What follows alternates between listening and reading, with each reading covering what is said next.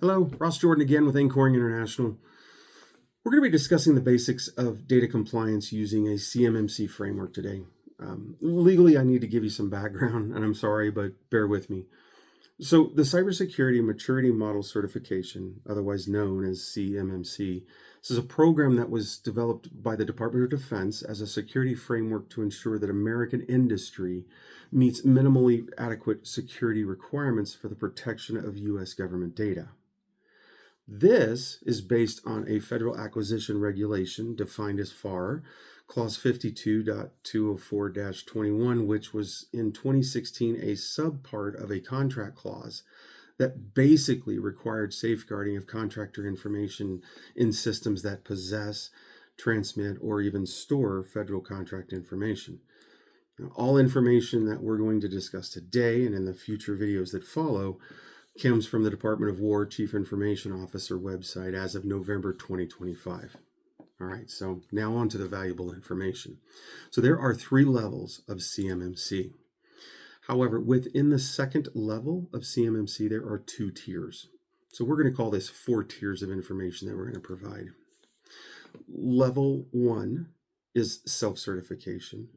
Level 2, tier 1, is self-certification as well. So we're going to break those down for you a little bit more. Don't let this get overwhelming.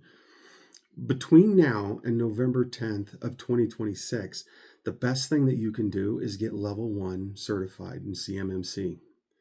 Level 1 is a ramp into level 2, tier 1. Both of them require self-certification. Level 1 annually, level 2, tier 1 triannually, once every 3 years. In level 1, there are 14 areas of control that are required, and you must maintain an audit of each of those areas every 12-month cycle. Those are the areas of the following videos that we're going to address, but in general, it's important that you keep your data safe and just know what these are. So again, this, even though relating to CMMC, this is just best practices.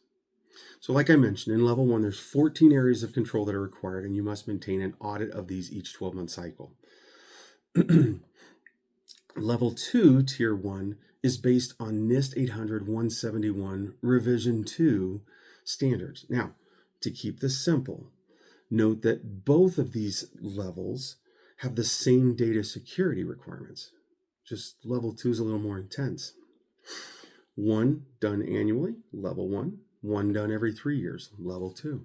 So if your product is used anywhere in the defense industry, you're going to need to get level 2, tier 1 certified as soon as you can. Build level 1 and then build it with NIST standards and plan.